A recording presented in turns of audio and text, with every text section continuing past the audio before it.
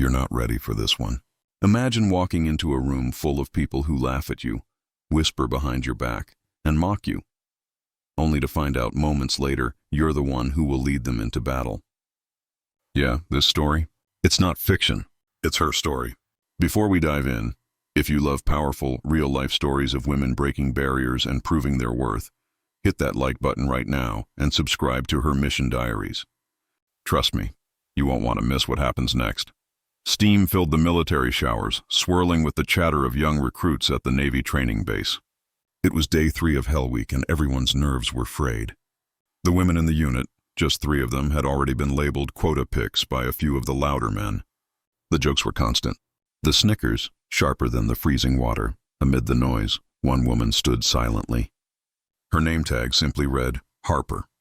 She moved quietly, with the kind of calm that felt almost unnatural in that chaos. No eye contact, no reaction to the muttered insults. She scrubbed her face with determination, ignoring the laughter that broke out behind her. "Hey, Harper," one of the recruits shouted over the sound of the showers. "You drop your rifle like you drop your soap." Laughter exploded across the tiled room. She didn't answer. She just kept moving, methodical, focused. That silence unnerved them more than anything. Another voice joined in, this one meaner, sharper. "Bet she only got in because of some diversity quota.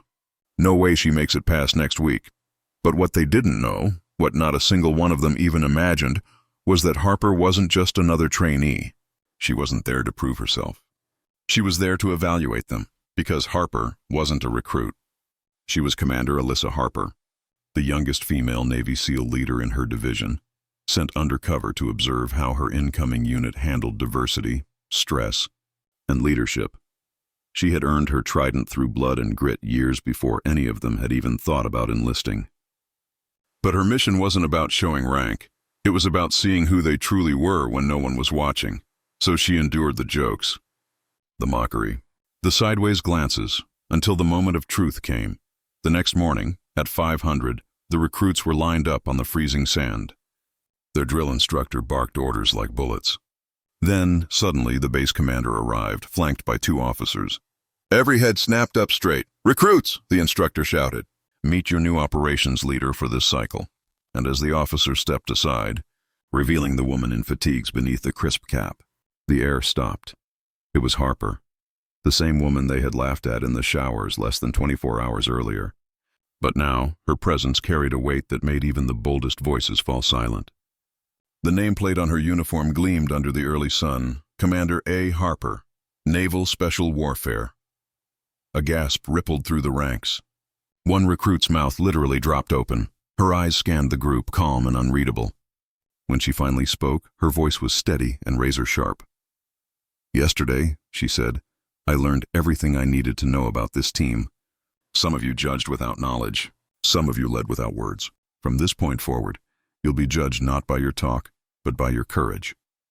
No one dared move, and just like that, every ounce of mockery turned into shame. Every whisper became silence. That was the day the recruits learned that leadership doesn't always wear medals on its chest. It sometimes stands quietly in the corner, watching who you are when you think no one's looking. But this was just the beginning. Because Commander Harper's next move would not only test their limits, it would change their lives. If you're still with me and you believe in stories that show real strength, go ahead and subscribe to her Mission Diaries right now. Your support helps us bring more stories like this to life. Now let's continue with Chapter 2. The morning after the reveal, the atmosphere at the base was electric and heavy. The recruits couldn't meet Commander Harper's eyes. They were embarrassed, ashamed, and anxious. Some couldn't even remember exactly what they'd said in the showers. Others didn't have to. She remembered for them. Harper didn't humiliate them. She didn't punish them with anger. Instead, she chose a different weapon, accountability. "Out here," she told them during the next briefing, "it's not about who's the loudest. It's about who you can trust when your life's on the line." She split them into 2 units for an endurance mission.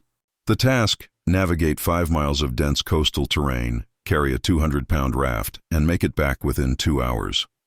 Teamwork wasn't optional, it was survival. Halfway through the course, exhaustion began to crush them. One of the loudest hecklers from before, a recruit named Jennings, started to slow down. His legs buckled under the raft's weight.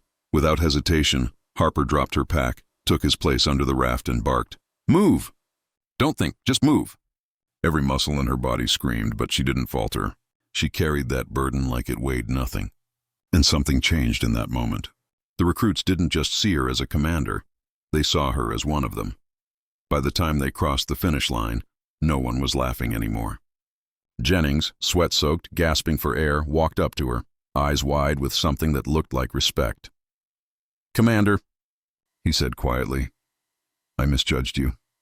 Harper looked at him for a long second. Then she said softly, "No, Jennings, you misjudged yourself." That line stayed with him, and the rest of the unit, for years. When graduation day came, those same recruits stood at attention as Harper delivered her final address. Her voice carried over the crowd like steady waves. "Strength isn't about muscle," she said. "It's about mastery, of fear, of ego, and of silence.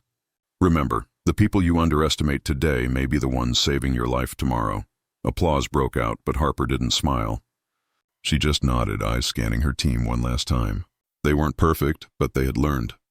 And that was all she had wanted. As the sun dipped below the horizon, the recruits, now SEAL candidates, watched her walk away toward the docks, where another mission awaited. And for the first time, they didn't see her as the woman in the showers.